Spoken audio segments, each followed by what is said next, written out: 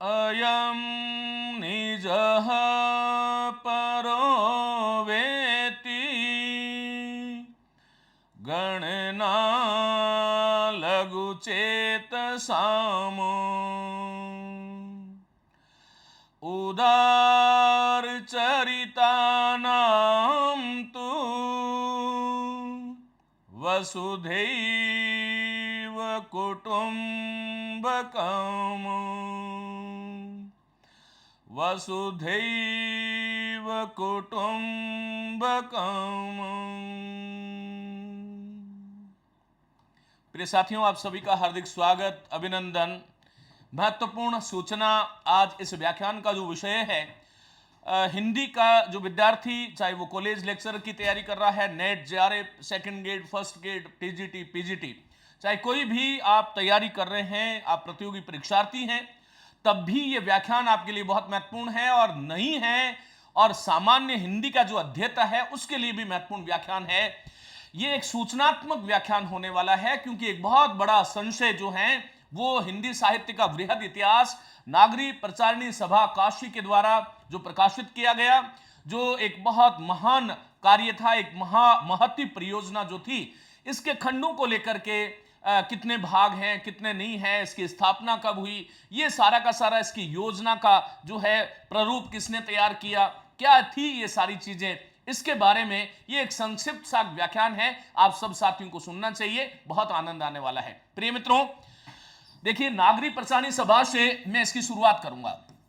नागरी प्रचारिणी शब्द होता है, ये ध्यान रखिएगा, और सभा जो है, और काशी, नागरी प्रचारिणी सभा काशी, और जिसको हम वाराणसी कहते हैं, वर्तमान में हम उसको बनारस भी कह देते हैं, एक ही बात है।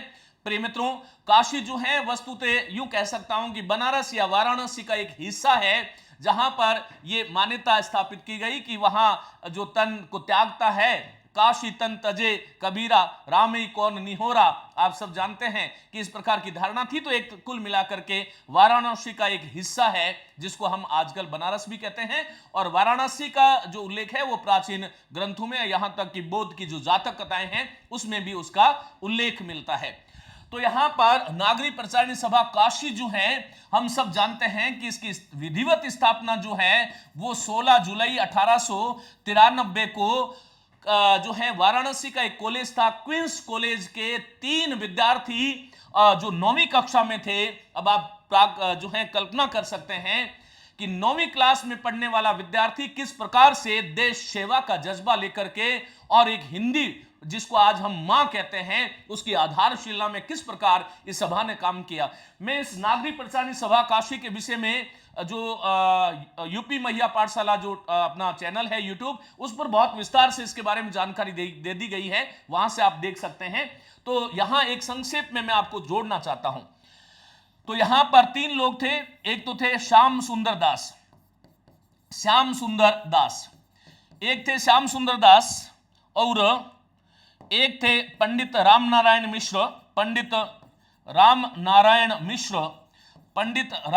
मिश्र, और तीसरा व्यक्ति जो है वो है शिव कुमार सिंह। ये तीनों ही संयुक्त रूप से हम कह सकते हैं कि काशी नागरी प्रचारिणी सभा जो हिंदी की हृदय स्थली बन गई, जो हिंदी के लिए एक हिंदी के तीर्थ के रूप में जानी जाती है, और उसकी स्थापना का जो विचार जो है, ये जब 9वीं कक्षा में जब थे तब इनके मन में ये विचार आया था, और जो क्वींस जो कॉलेज था उसके अंदर मार्च 1893 में ये इसका विचार आया था, और फिर 16 जुलाई 1893 को इसकी स्थापना हो गई। नागरी प्रचारिणी सभा काशी जो है, उसकी आरंभिक जो बैठकें होती थी वो वाराणसी का एक सप्त सागर मोहल्ला है, और उसके अंदर जो गुड़ साल जो है उसके अंदर इसकी बैठकें हुआ करती थी। आज जो विश्वेश्वर भवन जिसमें वर्तमान में जो कार्यालय है, वो बाद में जो है इसका नया भवन बाद में बना था। साथियों, इसका जो है प्रथम अध्यक्ष के रूप में हम जाने तो अध्यक्ष जो है वो कौन है?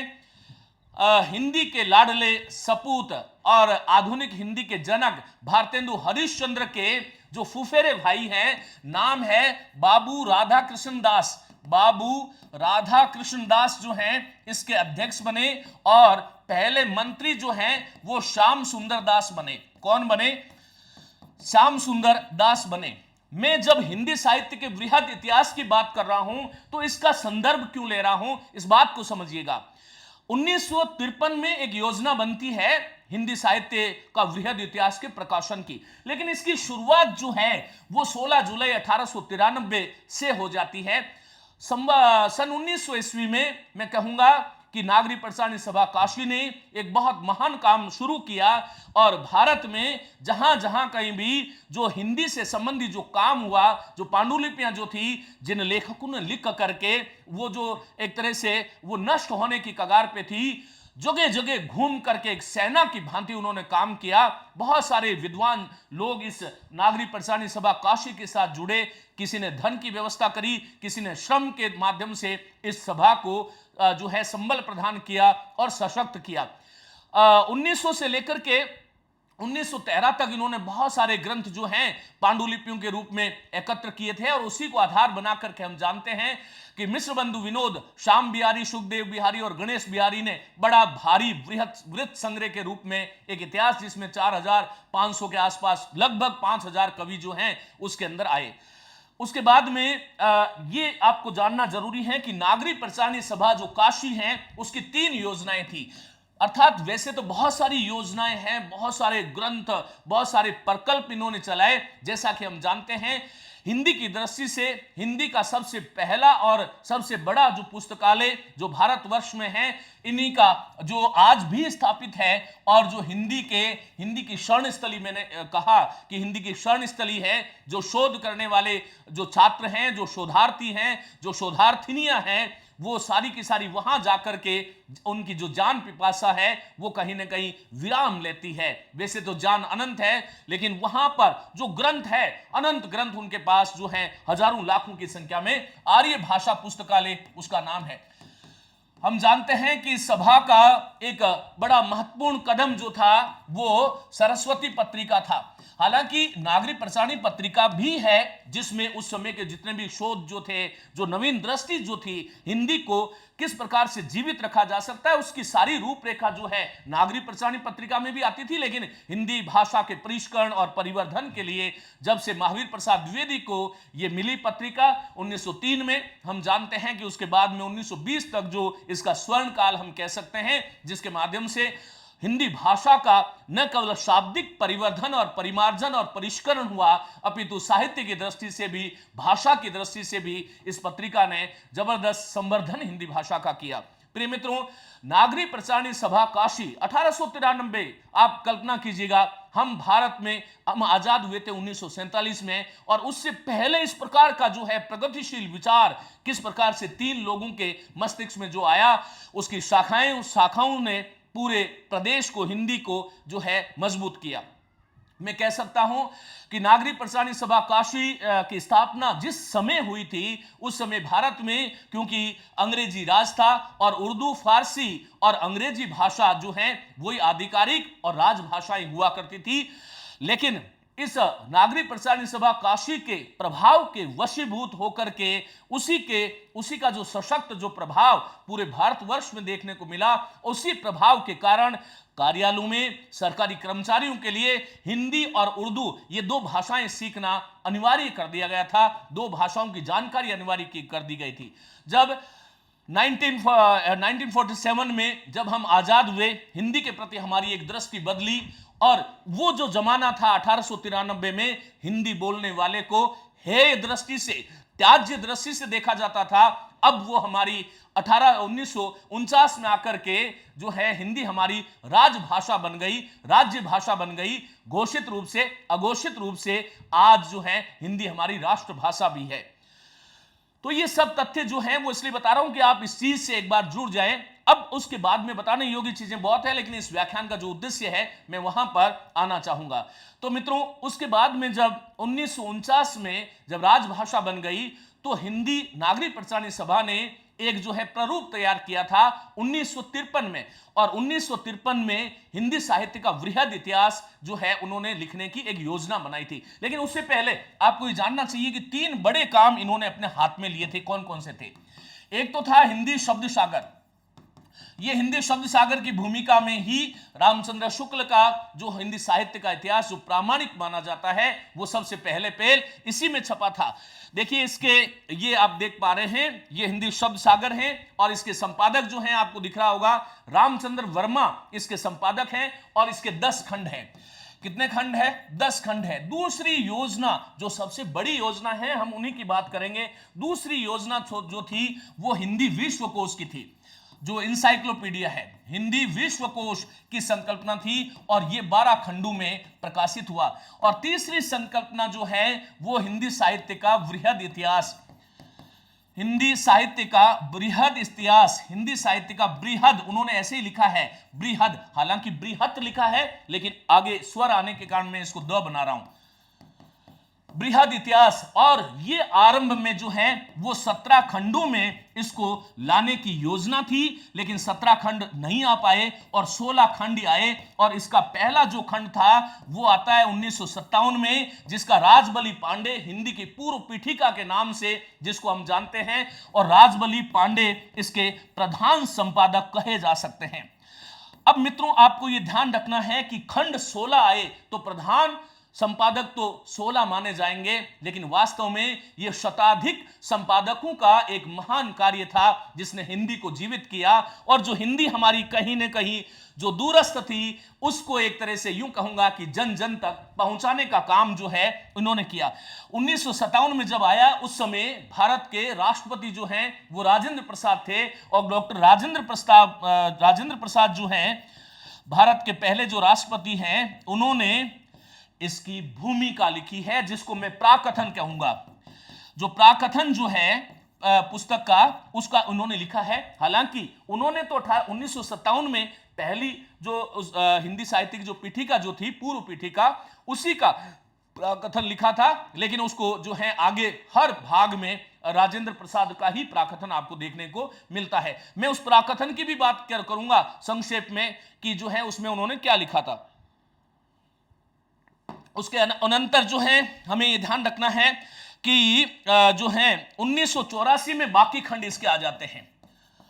और उस समय भारत की प्रधानमंत्री जो हैं वो स्वर्गीय इंदिरा गांधी थी और इंदिरा गांधी ने इन पुस्तकों का विमोचन किया था। ये आपको ध्यान रखना है। तो कुछ महत्वपूर्ण बातें हैं इस रूप से आपको ध्यान रखना है। सबसे बड़ी समस्या यह है कि इसके खंडों को लेकर के और इसके खंड के कौन कौन से नाम हैं। देखिए ये मेरे पास जो मैं ये जानकारी आपको प्रदान करा रहा हूं, ऐसे सारे के सारे ये खंड जो हैं, जो ये जितने भी खंड जो उपलब्ध हैं, ये सारे के सारे खंड जो हैं ये हिंदी साहित्य का वृहद इतिहास के रूप में आप लोग देखेंगे। और इसी से मैं ये जो जानकारी आप तक पहुंचा रहा हूं किसी नेट की जानकारी नहीं है, इंटरनेट से नहीं लिया है, ये उन्होंने जो लिखा है वही मैं आपके सामने आज रखने वाला हूं। आइएगा, हिंदी साहित्य का बृहद इतिहास 17 भागों में, ये उनकी पहले पृष्ठ जो है, पहले भाग की पहली शुरुआत यहां से है। नागरी प्रचारणी सभा काशी, संवत 2014, विक्रम की बात, क्योंकि ये विक्रम में बात करते हैं। जैसा कि रामचंद्र शुक्ल के जब हिंदी साहित्य के इतिहास को हम देखते हैं तो वो विक्रम संवत की ही बात वहां पर करते नजर आते हैं। 17 भागों में प्रकाशित करने की योजना थी, प्रकाशित करने की योजना इनकी जो है वो 17 भागों में थी। लेकिन मैं आपको बता देना चाहता हूं कि एक भाग नहीं आया और वो अंत में अभी जो प्रकाशित भाग हैं वो खंड कितने हैं? 16 खंड है। आप सुप्रीम कोर्ट तक भी जाएंगे तो मैं इसका प्रूफ दूंगा। चलिएगा, अब साथियों हिंदी साहित्य के वृहद इतिहास की योजना है, ये पीडीएफ जो है मैं आपको टेलीग्राम चैनल पर दे दूंगा, क्योंकि मैं चाहता हूं कि कम समय में अधिक जानकारी आपके सामने जो विशिष्ट है वो पहुंचा दूं। संवत 2004, अब इसमें माइनस जो है वो आप 57 कर लेंगे, क्योंकि हम जब ईस्वी निकालते हैं तो विक्रम संवत में से माइनस 57 हो जाता है, तो 1947 ये जो है भारतीय स्वातंत्र्य अर्थात भारत को स्वतंत्रता मिली। और 2006 विक्रम अर्थात 1949 माइनस 57 कर लीजिएगा, 1949 क्या आ जाएगा? 1949 में भारतीय संविधान में हिंदी के राज्य भाषा होने की घोषणा होने के बाद हिंदी भाषा और साहित्य के संबंध में जिज्ञासा बहुत जागृत हो उठी थी। देश में उसका विस्तार, हिंदी का जो विस्तार था इतना बड़ा हो गया था, उसकी पृष्ठभूमि लंबी और विविधता इतनी अधिक थी कि समय समय पर यदि उनका आकलन, संपादन और मूल्यांकन न हो तो उसके संवेद और संयत विकास की दिशा निर्धारित करना कठिन हो जाए।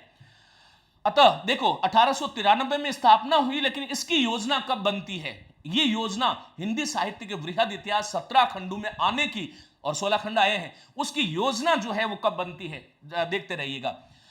अतः इस बात का अनुभव रहा था कि हिंदी साहित्य का एक विस्तृत इतिहास प्रस्तुत किया जाए। नागरिक परिचालन सभा ने आश्विन संवत 2010, बात समझ गए, संवत 2010 विक्रम में हिंदी साहित्य के वृहद इतिहास की योजना निर्धारित की और स्वीकृत की। इस योजना के अंतर्गत हिंदी साहित्य का व्यापक और सर्वांगीण इतिहास प्रस्तुत करने का प्रयास किया गया। प्राचीन भारतीय वाङ्मय और इतिहास में उसकी पृष्ठभूमि से लेकर उसके अद्यतन इतिहास तक का क्रमबद्ध एवं धारावाही वर्णन और विवेचन इसमें समाविष्ट है। मैं आपको बता देना चाहता हूं कि विशुद्ध रूप से प्रत्यक्ष यदि मैं देखता हूं तो ये 17 खंड, जिसको हम 16 मान रहे हैं, प्रकाशित यही हुए हैं। इन 16 खंडों में यूं कह सकता हूं कि तीसरे से लेकर 14वें खंड, यानी 12 खंड इन इतिहास के जो है प्रत्यक्ष रूप से हिंदी साहित्य के इतिहास से संबंधित है। किससे है? हिंदी साहित्य के इतिहास से संबंधित है। और यह भी आपको जान लेना चाहिए कि हिंदी साहित्य के वृहद इतिहास में तथ्यात्मक इतिहास की जो जानकारी हमें मिलती है वो 1960 ईस्वी अर्थात 1960 तक साठोत्री कविता जो आंदोलन हम पढ़ते हैं, अलग अलग जो आंदोलन है, वाम मार्गी, युत्सावादी और साठोत्री के बाद में बहुत सारे 17-18 आंदोलन जो है, समानांतर कविता बहुत सारे हुए थे, समकालीन कविता, उसमें 1960 ईस्वी तक का हिंदी साहित्य का इतिहास हमें देखने को मिलता है। और 14वां खंड जो है उसमें साठोत्री कविता के विषय में कुछ बातें मिल जाती है। अब देखिएगा, ये प्राकथन है, मैं आपको इसको थोड़ा सा पढ़ के सुनाता हूं कि राजेंद्र प्रसाद, आगे हम भागों की बात करेंगे, कौन कौन से खंड है और इसका संपादक किसने किया है, और वो सारी बातें मैं आपको बताने वाला हूं। लेकिन देखिएगा, यहां कुछ चीजें जो है आपको बड़ा आनंद आएगा। ये जो है राजेंद्र प्रसाद जो हमारे प्रथम राष्ट्रपति थे, उन्होंने लिखा है, वो लिखते हैं प्राकथन। देखो, पहली बात तो भूमिका नहीं लिखा है, उन्होंने प्राकथन लिखा है। और लिखा उन्होंने वस्तुतः 1957 में जो राजबली पांडे की जो हिंदी की पूर्व पीठिका, जो आपको कॉलेज लेक्चर में पिछली बार पूछा गया था, कई बार सुमेलित करा लेते हैं, इसके भाग जो हैं उसके संपादक कौन है, तो ये सारे आपको 16 भाग याद करने होंगे। तो ये प्राकथन जो है उसमें वो क्या लिखते हैं, वो लिखते हैं कि ये जानकर मुझे बहुत प्रसन्नता हुई कि काशी नागरिक परिचालन सभा ने हिंदी साहित्य के वृहद इतिहास के प्रकाशन की सुचिंतित योजना बनाई है। ये इतिहास 17 खंडों में प्रकाशित होगा। ये मैं नहीं लिख रहा हूं, ये मूल पुस्तक का जो टेक्स्ट है, इसलिए मैंने टाइप नहीं कराया ताकि आप लोग इसको विश्वास कर पाए। वैसे तो मुझ पर विश्वास ही है आप सबको, लेकिन ये जो है 17 खंड, जिसको हिंदी में इस प्रकार से जो है 17 खंड ऐसे लिखा हुआ आपको यहां पर दिखाई दे रहा है। हिंदी के प्राय सभी मुख्य विद्वान इस इतिहास के लिखने में सहयोग दे रहे हैं। यह हर्ष की बात है कि श्रृंखला का पहला भाग जो लगभग 800 पृष्ठों का है वो छप गया है। प्रस्तुत योजना कितनी गंभीर है ये इस भाग के पढ़ने से ही पता लग जाता है। निश्चय ही इस इतिहास में व्यापक और सर्वांगीण दृष्टि से साहित्यिक प्रवृत्तियां जो है, जैसा कि आचार्य रामचंद्र शुक्ल ये कहते हैं कि साहित्य इतिहास विधेयवादी प्रवृत्ति के आधार पर लिखा जाना चाहिए। जो बेन तैन महोदय विधेयवादी प्रवृत्ति के जनक थे, और उन्होंने कहा कि तदयुगीन प्रवृत्तियां और उसमें व्यवस्थित कालक्रम में विभाजित जो श्रृंखला है उसी को हम इतिहास कह सकते हैं। तो साहित्यिक प्रवृत्तियां, आंदोलनों तथा प्रमुख कवियों और लेखकों का समावेश होगा और जीवन की सभी दृष्टियों में उन पर यथोचित विचार किया जाएगा। मित्रों, आपको बता देना चाहता हूं कि ये जो खंड है हिंदी साहित्य का वृहद इतिहास जो पुस्तक है, उस पर कमोबेश हम ये कह सकते हैं कि आचार्य रामचंद्र शुक्ल की जो पुस्तक है उसका प्रभाव हमें नजर आता है। हिंदी साहित्य का जो वृहद इतिहास जो है उसके खंडों में रामचंद्र शुक्ल की दृष्टि का उपयोग जो है वो आपको सर्वत्र मिलता है। अब यहां पर वो लिखते हैं कि हिंदी भारतवर्ष के बहुत बड़े भूभाग की भाषा है। गत 1000 वर्ष से इस भूभाग की अनेक बोलियों में उत्तम साहित्य का निर्माण होता रहा है। इस देश के जनजीवन के निर्माण में इस साहित्य का बहुत बड़ा हाथ रहा है और भक्त कवियों के सारगर्भित उपदेशों से यह साहित्य परिपूर्ण है। हिंदी नागरिक परिचालन सभा द्वारा हिंदी साहित्य का वृहद इतिहास जो है वो भक्ति काल के लिए तो यूं कहूंगा कि स्वर्णिम लेखन है। आप जब अभीष्ट लक्ष्य हो जाए तो उसके बाद में जरूर पढ़ना। देश के वर्तमान जीवन को समझने के लिए और उसके अभीष्ट लक्ष्य की ओर अग्रसर करने के लिए साहित्य बहुत उपयोगी है। इसलिए साहित्य के उदय और विकास का ऐतिहासिक दृष्टिकोण से विवेचन कार्य महत्वपूर्ण है। ये लंबी भूमिका है, इसको आप लोग जो है टेलीग्राम चैनल पे पढ़ लेंगे। अब यहां पर इसमें लिखा है कि बाद में उन्होंने लिखा है हिंदी साहित्य का वृहद इतिहास की ये मूल कॉपी है। बाद में ये योजना 16 भागों तक ही सीमित कर दी गई और ये सबसे बड़ा विवादास्पद प्रश्न था और यही बताना मेरा इस व्याख्यान का उद्देश्य था। अब ये जो है भूमिका आप लोग देख पा रहे हैं, राष्ट्रपति भवन नई दिल्ली 3 दिसंबर जो है 1957 में ये लिखा गया और ये राजेंद्र प्रसाद जी के स्वयं जो है हस्ताक्षर है। प्रिय मित्रों, यहां पर इस योजना का संगठन, सामान्य सिद्धांत और कार्य पद्धति को जान लेना बहुत आवश्यक है। देखिए यहां पर भाग है, विषय और काल है और संपादक है। यहां से सीधा सीधा प्रश्न आपसे यह पूछा जाता है कि कौन सा सुमेलित है, कौन सा सुमेलित नहीं है, तो यह भी आपको ध्यान रखना है। अब यहां पर देखिएगा ये योजना जो थी, इस योजना के, इस संपूर्ण योजना के जो प्रधान संपादक थे वो कौन थे? हिंदी साहित्य बृहद इतिहास की योजना जो थी उसके पूरी योजना के जो प्रधान संपादक जो थे वो थे अमरनाथ झा। इनको जो है थोड़ा विशेष आपको देख के जाना है कि संपूर्ण जो हिंदी साहित्य जो है, हिंदी साहित्य का बृहद इतिहास, उस संपूर्ण इतिहास को देखने वाला संपादन कौन करता है? आप जानते हैं संपादक का काम क्या होता है? जो कुछ लिखा जाता है उसको काट छांट करके जो लिखने योग्य चीजें उसको शेष रख लिया जाता है। तो योजना के प्रधान संपादक अमरनाथ झा थे। अब साथियों यहां पर देखो प्रथम भाग का नाम है हिंदी साहित्य की पीठिका और ये हमेशा पूछा गया है नेट, कॉलेज एग्जाम में, फर्स्ट ग्रेड में, पीजीटी, टीजीटी इत्यादि सभी परीक्षाओं में आजकल थोड़े से प्रश्न इस प्रकार के आते हैं। आपसे ये पूछा जाएगा हिंदी साहित्य के बृहद इतिहास के संदर्भ में जो है कौन सा विकल्प असुमेलित है? तो यहां पर आपको ध्यान रखना है कि हिंदी साहित्य की पीठिका जो है डॉक्टर राजबली पांडे के द्वारा लिखी गई है ये पुस्तक, अर्थात उन्होंने संपादन किया है। इसके भी 5 खंड है, फिर पांचों के अलग अलग है, लेकिन प्रधान संपादक जो है राजबली पांडे है। द्वितीय भाग जो है वो उसका नाम है हिंदी भाषा का विकास। ध्यान रखेंगे पहला हिंदी साहित्य की पीठिका है, फिर हिंदी भाषा का विकास है। डॉक्टर धीरेन्द्र वर्मा वस्तुतः हिंदी साहित्य का इतिहास भी लिखते हैं और भाषा विज्ञानी की दृष्टि से इनका बड़ा नाम जो है वो देखने को आता है। अब यह तीसरे भाग से हिंदी साहित्य शुरुआत हो जाती है, जो कि 14वें भाग तक पूरा हिंदी साहित्य ही चलेगा। तृतीय भाग जो है वह हिंदी साहित्य का उदय और विकास 1400 विक्रम तक। देखो यहां पर 1400 विक्रम तक की बात है, कहां तक है? 1400 विक्रम तक। और इसके संपादक जो है आचार्य हजारी प्रसाद द्विवेदी है। कौन है? आचार्य हजारी प्रसाद द्विवेदी और पंडित करुणापति त्रिपाठी है। ये कहा जाता है कि प्रधान संपादक ये थे और संपादक जो है हजारी प्रसाद है। प्रधान संपादक जो है इसमें ऐसा लिखा हुआ है। चौथा भाग जो है उसका भक्तिकाल नाम दिया है और उसमें 2 धाराएं हैं, निर्गुण और सगुण। इसका अलग अलग विवेचन यहां पर आपको देखने को मिल रहा है। 1400 से 1700 विक्रम तक पंडित परशुराम चतुर्वेदी। और साथियों ये भक्तिकाल के विषय में परशुराम चतुर्वेदी से बड़ा कोई व्यक्ति जो है भारत में अभी तक आलोचना की दृष्टि से नहीं हुआ है। पंचम भाग जो है उसका नाम भक्तिकाल है, सगुण भक्ति 1400 से 1700 विक्रम तक और पंडित चंद्रबली पांडे जो है इसके संपादक हैं। षष्ठ भाग जो है, षष्ठम नहीं होता है, वो है श्रृंगार काल जिसको रीतिबद्ध कहा गया और 1700 से 1900 विक्रम तक। देखो और ये जो है रीतिबद्ध की जो काव्यधारा है जिसमें मैं आपको कई बार कहता हूं कि वैसे तो बहुत सारे हैं लेकिन 28 कवि विशेष करके हम लोग पढ़ते हैं, उसको डॉक्टर नगेंद्र जो है ये प्रामाणिक माना जाता है, ध्यान रखना। सप्तम भाग श्रृंगार काल जो है वो रीति मुक्त 1700 से 1900 विक्रम संवत, पंडित विश्वनाथ प्रसाद मिश्र, क्योंकि ये दोनों का समय एक ही है। हम रीतिकाल का जो समय है आचार्य रामचंद्र शुक्ल इसी रूप में निरूपित करते हैं। अष्टम भाग जो है हिंदी साहित्य का अभ्युत्थान और भारतेंदु काल 1900 से 1950। अब इसमें आप 1900 माइनस 57 कर लेंगे तो ये 1843 आ जाता है ईस्वी, और 1843 ईस्वी से भारतेंदु युग की शुरुआत तो हम मानते ही हैं। रामचंद्र शुक्ल इसी बात को रेखांकित करते हैं। हालांकि कुछ लोग भारतेंदु हरिश्चंद्र का जन्म शताब्दी होने के कारण 1850 को मान लेते हैं, कुछ लोग जो है 1857 को मान लेते हैं, लेकिन वस्तुतः रामचंद्र शुक्ल के अनुसार 1843 है हिंदी साहित्य का अभ्युत्थान।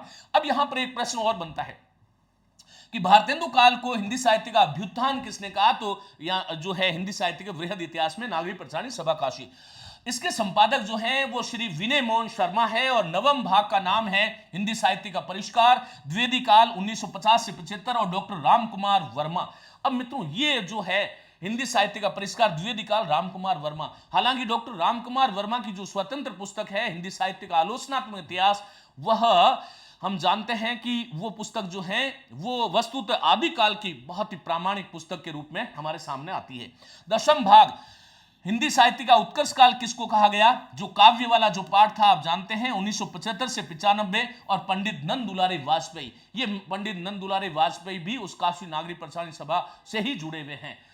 एकादश भाग जो है हिंदी साहित्य का उत्कर्ष काल, यहां पर भी उत्कर्ष काल है काव्य का या नाटक का है, समय सब बराबर है और जगदीश चंद्र माथुर इसके संपादन उनका किया है। अब यहां पर जो द्वादश भाग है, नाम है हिंदी साहित्य का उत्कर्ष काल, 75 से 95 है। इसमें क्या है? उपन्यास, कथा, आख्यायिका डॉक्टर श्री कृष्ण लाल है।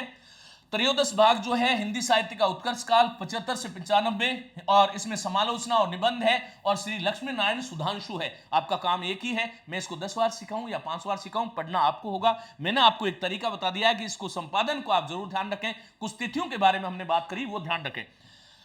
चतुर्दश भाग जो है हिंदी साहित्य का अद्यतन काल 95 से 2010 -57 कर लेना। डॉक्टर राम अवध द्विवेदी महत्वपूर्ण व्यक्ति है। पंचदश भाग हिंदी में शास्त्र तथा विज्ञान डॉक्टर विश्वनाथ प्रसाद का है। ये मुझे मिला नहीं है। मैं ये तो नहीं कहूंगा कि 17 भाग की जो योजना थी और उसमें जो 16 भाग आए, ये खूब ढूंढने का प्रयास किया, लेकिन कौन सा भाग नहीं आया ये तो नागरी प्रसारण सभा काशी में जाकर के और जीवन में हमने जाना चाहिए। आर्य भाषा पुस्तकालय उनका एक बहुत महान पुस्तकालय है, तो लेकिन ये भाग जो है वो हमें कहीं उपलब्ध नहीं हुआ। फिर षोडश भाग जो है हिंदी का लोक साहित्य प्रकाशित है।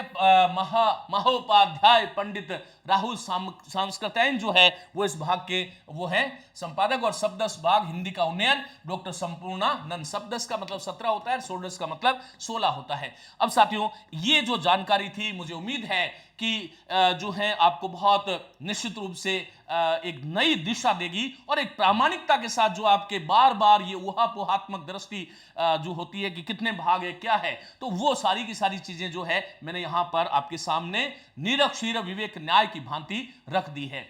साथियों, हिंदी अब यहां पर देखो इसकी विशेषताएं क्या है, ये सब आप लोग पढ़ेंगे और चैनल पर जो है मैं आपको टेलीग्राम चैनल पर ये उपलब्ध करा दूंगा। ये कौन कौन सी इसकी चीजें थी वो सारी की सारी आप लोग पढ़ लेंगे कि इसका जो है तरीका क्या था। तो बहुत ही महत्वपूर्ण जो चीजें हैं जो नागरी प्रसारण सभा काशी ने स्वयं ने लिखी है। ये योजना विशाल है, इसके संपन्न होने के लिए बहुसंख्यक विद्वानों के सहयोग, द्रव्य मानी धन और समय की अपेक्षा है। बहुत ही संतोष, और ये नागरी प्रसारण सभा काशी खुद लिख रही है, मेरा लिखा हुआ नहीं है इसमें कुछ भी। बहुत ही संतोष और प्रसन्नता का विषय है कि देश के सभी सुधियों और हिंदी प्रेमियों ने इस योजना का स्वागत किया है। संपादकों के अतिरिक्त विद्वानों की एक बहुत बड़ी संख्या ने सहर्ष अपना सहयोग प्रदान किया। हिंदी साहित्य के अन्य अनुभवी मर्मज्ञ, मर्म को जानने वाले जो होते हैं, समय समय पर बहुमूल्य परामर्श प्राप्त होते रहे हैं। भारत की केंद्रीय और प्रादेशिक सरकारों ने से उदार आर्थिक सहायता प्राप्त हुई और होती जा रही है। नागरी प्रसारण सभा इन सभी विद्वानों, संस्कारों और शुभ चिंतकों के प्रति कृतज्ञ है। आशा की जाती है कि हिंदी साहित्य का बृहद इतिहास निकट भविष्य में पूर्ण रूप से प्रकाशित होगा। ये सब चीजें जो है इस योजना के लिए विशेष रूप से गौरव की बात यह है कि इसको स्वतंत्र भारत के जो प्रथम राष्ट्रपति हैं, देश रत्न, भारत रत्न जो है वो है डॉक्टर राजेंद्र प्रसाद जो है, उनके आशीर्वाद प्राप्त हुआ। प्राकथन उन्होंने लिखा है। हिंदी साहित्य के बृहद इतिहास का प्राकथन लिखकर उन्होंने इस योजना को महान बल और प्रेरणा दी है और सभा इसके लिए अत्यंत अनुग्रहित है। तो ये सब चीजें जो है साथियों, मुझे लगता है कि अब किसी प्रकार की कोई समस्या आपको नहीं होगी। मैं जल्दबाजी में, कुछ कारण है कि आगे कुछ एक व्याख्यान है और उस व्याख्यान के कारण मुझे लगता है कि मैं रिवीजन वापस कराने की स्थिति में नहीं हूं, लेकिन फिर भी एक बार यहां पर देखो महत्वपूर्ण चीजें जो है यहां से आपको ध्यान रखना है। ये इसकी जो है कब स्थापना हुई, क्या हुई, उसके बारे में हमने बात करी थी। कौन इसकी जो है आर्य भाषा पुस्तकालय है, सरस्वती पत्रिका महान योजना है, बाकी नागरी पत्रिका भी इनके द्वारा निकाली गई थी। 3 परियोजना जो उन्होंने ली थी, तीनों को साकार किया है, ये आप ध्यान रखेंगे। 17 खंड की योजना थी, 16 खंड आए और ये जो है 17 भागों में जो है आने की योजना थी। 16 खंड जो है वो इसके आगे। फिर यहां पर ये जो चीजें बताई वो आप सब समझ गए होंगे। और ये जो खंडों के नाम है, इससे पहले हमने प्राकथन की बात करी है कि कौन कौन जो है प्राकथन में क्या लिखा गया है। जो मैंने छोड़ा है, मैं उम्मीद करता हूं कि आप लोग उसको बहुत अच्छे से पढ़ेंगे। और उसके बाद में ये जो योजना है उसके ये जो 17 भाग जो है मैंने आपके सामने रखे हैं, कौन इसके संपादक है, क्या है। मुझे उम्मीद है कि इसके बाहर कुछ भी आपको पढ़ने की आवश्यकता नहीं होगी, परीक्षा की दृष्टि से भी और वैसे ज्ञानात्मक कौशल अभिवृद्धि की दृष्टि से भी आपके जीवन में महत्वपूर्ण योगदान इस व्याख्यान से मिलने वाला है। साथियों, कॉलेज प्रोफेसर की जो द्वितीय प्रश्न पत्र की जो पुस्तक है, बहुत शीघ्र 2-4-5 दिनों में आपको शुभ सूचना देने वाला हूं। बिल्कुल निश्चिंत रहिएगा। मेरी बहुत बहुत शुभकामनाएं। नमस्ते, धन्यवाद।